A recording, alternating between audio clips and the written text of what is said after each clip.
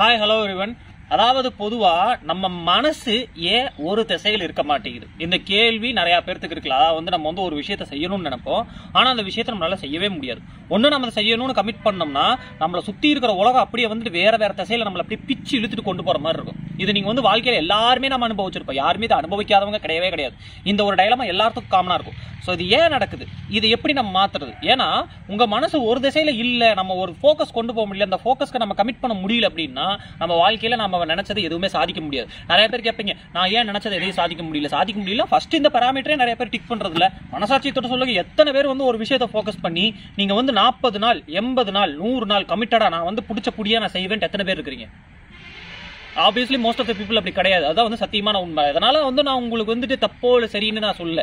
ஏன் அதை நான் முடியலன்னு நம்ம தெரிஞ்சுக்கிட்டா தான் நம்ம அதை சரி செஞ்சு நம்ம வாழ்க்கையில சாதிக்கிறதுக்கான மார்க்கத்தை நம்ம முதல்ல கொடுக்க முடியும். நான் சொல்றது உங்களுக்கு புரியுதுன்னு நினைக்கிறேன். அப்போ இன்னைக்கு நான் சொல்ல போற இந்த 2 விஷயம் உங்க வாழ்க்கையவே மாத்தும். ஏன்னா உங்களுக்கு ஃபோக்கஸ்க்கான தடங்கல்கள் என்ன அப்படிங்கறத இந்த வீடியோ உங்களுக்கு காமிக்கும்.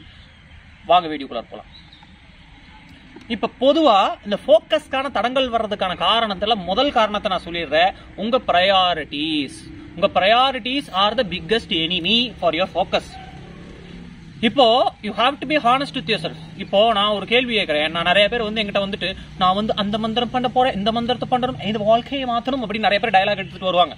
ஆனா கடைசியில பார்த்தா என்கிட்ட தீட்சை இன்னைக்கு நான் சொல்றேங்க, இன்னைக்கு டில் டு த டேட் நான் இது வரைக்கும் 3 மாசம் நான் தீட்சை கொடுத்துருக்கேன். அதுக்கு முன்னாடி நான் தீட்சை கொடுத்துட்டு இருந்திருக்கேன். ஏகப்பட்ட பேருக்கு நான் தீட்சை கொடுத்துருக்கேன். நான் கரெக்டா சொல்றேன் பாருங்க, என்கிட்ட தீட்சை வாங்கினதுல 15% தான் டெடிகேட்டடா பண்றவங்க. நீதி எடுத்துக்கிட்டீங்கன்னா பாதி தூரம் பண்ணுவாங்க, அறகுறையா பண்ணுவாங்க, இல்ல பண்றதே தப்பா பண்ணுவாங்க. ஆனா சம்பவம் அட்லீஸ்ட் கமிட்டடா பண்றதே தப்பா பண்ணாவது பரவாயில்ல, அப்ரிஷியேட் பண்ணலாம். ஆனா அப்படியும் கிடையாது. இந்த 15% தான் டெடிகேட்டடா பண்றது. தப்பா பண்றாங்களோ சரியா பண்றாங்களோ டெடிகேட்டடா பண்ணுவாங்க, ஃபோக்கஸ்டா பண்ணுவாங்க, ஒரு இன்டென்சிட்டியோட பண்ணுவாங்க. அவங்களுக்கும் மத்த 85% எங்கிட்ட தீட்சை வாங்கினவங்களுக்கு இருக்க வித்தியாசம் என்ன? எப்படி உங்களுக்கு தெரியும் தீட்சை வாங்கினவங்கள பண்றதுல? அவங்களே எங்கிட்ட நிறைய பேர் சொல்லுவாங்க வெளிப்படையா. நான் உங்களை தப்புன்னு ஜட்ஜும் பண்ணல. பட் நான் என்ன கேட்பேன்னா, நீங்க ஒரு விஷயத்தை கையில எடுக்கிறீங்க, அது ஒரு நல்ல விஷயம்னா அது நீங்க பாதிலேயே விடுறதுனால உங்களுக்கு என்ன பிரயோஜனம்? அப்புறம் வாழ்க்கையில நான் நினைச்சது எதுவும் நடக்க மாட்டேது புலம்புறீங்க. எப்படி உங்களுக்கு நடக்கும் சொல்லுங்க பார்க்கலாம். கமிட்டடா இருக்கிறவங்களுக்கே ஃபெயிலியர் நடக்கிறதுக்கு வாய்ப்பு இருக்குங்க போது நீங்க கமிட்டடா இல்லாத போது நீங்க சக்சஸ் அச்சீவ் பண்றது எப்படி சாத்தியம்? இந்த இடத்துல தான் நீங்க புரிஞ்சுக்கணும். Priority is important. நீங்க எதை பிரையாரிட்டைஸ் பண்றீங்க, எதுக்கு நீங்க மனசுல முக்கியத்துவம் கொடுக்குறீங்க? நீங்க ஒரு விஷயத்தை முக்கியம்னு நீங்க முடிவு பண்ணிட்டீங்கன்னா அந்த விஷயத்துக்கு உங்க எனர்ஜி நீங்க தன்னால போடுவீங்க. உங்களுக்கு பிடிச்சாலும் பிடிக்கலாம், அந்த இடத்துல உங்க எனர்ஜி போக ஆரம்பிக்கும். ஒரு விஷயத்தை நீங்க முக்கியம் இல்லைன்னு முடிவு பண்ணிட்டீங்கன்னா அந்த விஷயத்துக்கு உங்களை நீங்க கன்வின்ஸ் பண்ணிக்கிற மாதிரி இருக்கும், ஃபோர்ஸ் பண்ணி இதை பண்ணலாம் நல்லது நடக்கும்னு சொல்றான், ஆனா நடக்குமா அப்படிங்கிற ஒரு சந்தேகம் உங்களுக்குள்ள இருந்துகிட்டே இருக்கும். சோ இது 2 விதத்தை அணுகலாம். ஒன்னு பிரையாரிட்டி ஒரு விஷயம் முக்கியமா இல்லையா அப்படிங்கறது நீங்க ஃபர்ஸ்ட் தெரிஞ்சுக்கணும். முதல்ல அதை நீங்க பிரையாரிட்டைஸ் பண்ணணும். அதாவது எடுத்துக்கிட்டா இதை நான் இதுக்கு நான் முக்கியத்துவம் கொடுக்க போறேன் அப்படின்னு. அப்போ நீங்க அப்படி மனசுல வைக்கும் போது அந்த மனசு கேட்கும், இதுக்கு ஏன் நீ முக்கியத்துவம் கொடுக்குற, ஏன் இதை சடனா மாத்துற அப்படிங்கிற ஒரு கேள்வி வரும். ஏன்னா மனசுக்கு அந்த இயல்பான ஒரு கேள்வி வரும்ல. இப்ப நீங்க உங்க பிரையாரிட்டியை சேஞ்ச் பண்ண போறீங்க, என் மனசை நான் மாத்த போறேன்னா ஏன் சேஞ்ச் பண்றேன்? இப்ப நான் மந்திர உபாசனை எடுத்துக்கிறேன், அதை நான் கமிட்டடா பண்ணணும் அப்படிங்கிற போது ஏன் அதை நீ பண்ணணும் அப்படிங்கிற ஒரு கேள்வி வரும். இதனாலதான் நான் நிறைய பேருக்கு மாங்கு முக்குன்னு முக்கி நான் சொல்லுவேன், இது நீங்க பண்றனா இந்த சேஞ்ச் வரும், உங்க லைஃப்ல இப்படி ஒரு பாசிட்டிவ் சேஞ்ச் வரும் நான் அழகா நான் சொல்லியிருப்பேன். ஏன்னா அந்த கிளாரிட்டி உங்களுக்கு இருக்கணுங்கிறதுக்காக தான். ஆனா அந்த கிளாரிட்டி இருக்கும்போதே நிறைய பேர் பண்றது இல்லை. ஏன்னா அந்த கேள்வி அவங்க கேட்டுக்கிறது இல்லை. அது எனக்கு ரொம்ப ஏமாத்தமா இருக்கும். ஏன்னா நம்ம மந்திர தீட்சை கொடுக்கும்போது நிறைய பேர் அதை பின்பற்றி அவங்க வாழ்க்கையில நல்லது அடையணுங்கிறத என்னுடைய நோக்கம். அப்படிங்கிற போது அது நிறைய பேர் அடையாம போகும்போது நம்மளுக்கு ரொம்ப கஷ்டமா இருக்கும்.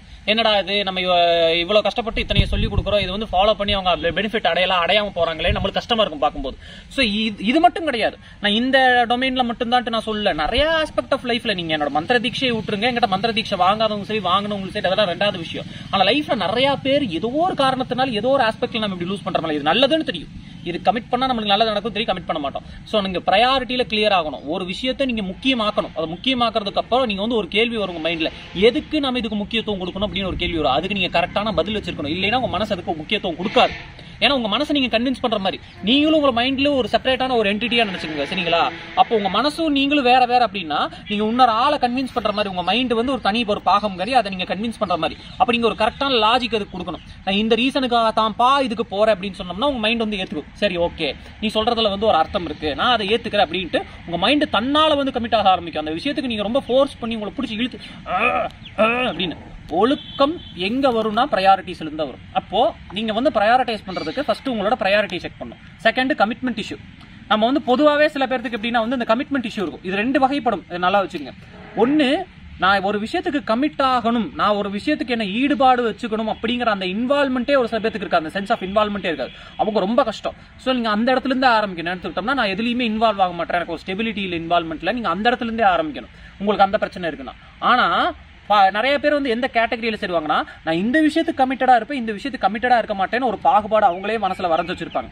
ஸோ நீங்க எங்க உங்களோட அனலைசிஸ் ஆரம்பிக்கணும்னா, இந்த விஷயத்துல நான் வந்து கமிட் ஆக மாட்டேன் அப்படின்னு நீங்க ஏற்கனவே முடிவு பண்ணி வச்சிருக்கிறது என்னென்ன நீங்க ஃபிகர் அவுட் பண்ணும். அது உங்க சின்ன வயசுல இருந்து இப்போ நீங்க குமரனா ஆயிருக்கிற இந்த காலகட்டத்துக்குள்ளார இடைப்பட்ட காலகட்டத்தில் ஏதோ ஒரு காலகட்டத்தில் நீங்கள் வந்து இதை உருவாக்கி இருக்கிறதுக்கான வாய்ப்புகள் அதிகம்.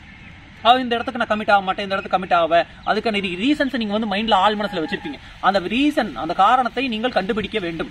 இதை நீங்க கண்டுபிடிக்கும் போது என்ன நடக்கும்னா, எதனால நீங்க ஒரு விஷயத்துக்கு கமிட் ஆயிருக்கல அப்படிங்கறது இன்னொரு ஆஸ்பெக்ட் உங்களுக்கு தெரியாது. வந்து இது ஃபர்ஸ்ட் பாயிண்டோட வந்து கனெக்ட் ஆகும். அப்போ இதை நீங்க ரிமூவ் பண்ணீங்கன்னா you will further commit to that பாத்.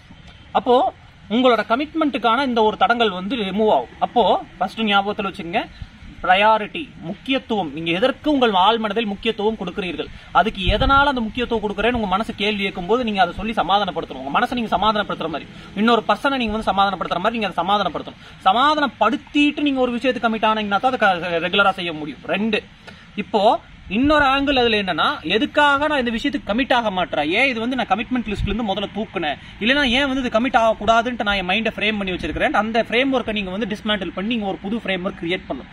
இப்போ நீங்க இதை பண்ணும்போது நீங்க ஒரு விஷயத்துக்கு கட்டாயம் கமிட் ஆகியே தீருவீங்க. 1, பிரையாரிட்டி, முக்கியத்துவம் எதுக்கு கொடுக்குறீங்க, அதை நீங்க சேஞ்ச் பண்றது. முக்கியத்துவம் எதுக்கு கொடுக்குறீங்கிறது உங்க மனசை நீங்க தீர்க்கமா அதுக்கு நோக்கி கொண்டு போறது. இது எனக்கு கட்டாயம் முக்கியம் அப்படின்னு நீங்க உங்க மனசை கன்வின்ஸ் பண்றது. கன்வின்ஸ் பண்ணாம அது நடக்காது. முக்கியம் நீங்க நினைச்சா மட்டும் போதாது, அதை நீங்க கன்வின்ஸ் பண்ண உங்க மனசை. 2, இதோட கமிட்மெண்ட்டை வந்து நீங்க வந்து எதுனால வந்து எனக்கு ஸ்டாப் ஆகுது, உங்க கமிட்மெண்ட்டுக்கான ஃப்ரேம் ஒர்க். எல்லாத்துக்குமே லைஃப்ல வந்து ஒரு ஃப்ரேம் ஒர்க் இருக்கு. நம்ம அன்புனா அதுக்கு ஒரு ஃப்ரேம் ஒர்க் வச்சிருப்போம், நம்ம ஒரு அர்த்தம் நம்ம மனசு வச்சிருப்போம். கமிட்மெண்ட்னா அதுக்கு ஒரு அர்த்தம் வச்சிருப்போம். அந்த அர்த்தத்தை நீங்க மாத்தாது. கமிட்மெண்ட்னா இதுதான் அப்படிங்கிற அந்த ரிஜிடான அந்த மைண்ட் செட்டை மாத்தி உங்க கமிட்மெண்ட், சென்ஸ் ஆஃப் கமிட்மெண்ட்டை நீங்க மாத்துறது. அப்போ என்னன்னா உங்க வாழ்க்கையில வந்து ஒரு பரந்த மனநிலை வந்து உருவாகும். இந்த பரந்த மனநிலை மூலமா நீங்க நிறைய சாதிக்க முடியும். அப்படிங்கிற ஒரு இன்சைட்டோட நான் இந்த வீடியோவை நிறைவு செய்கிறேன். தேங்க்ஸ் ஃபார் வாட்சிங் this video guys. I will see you in the next video. Bye.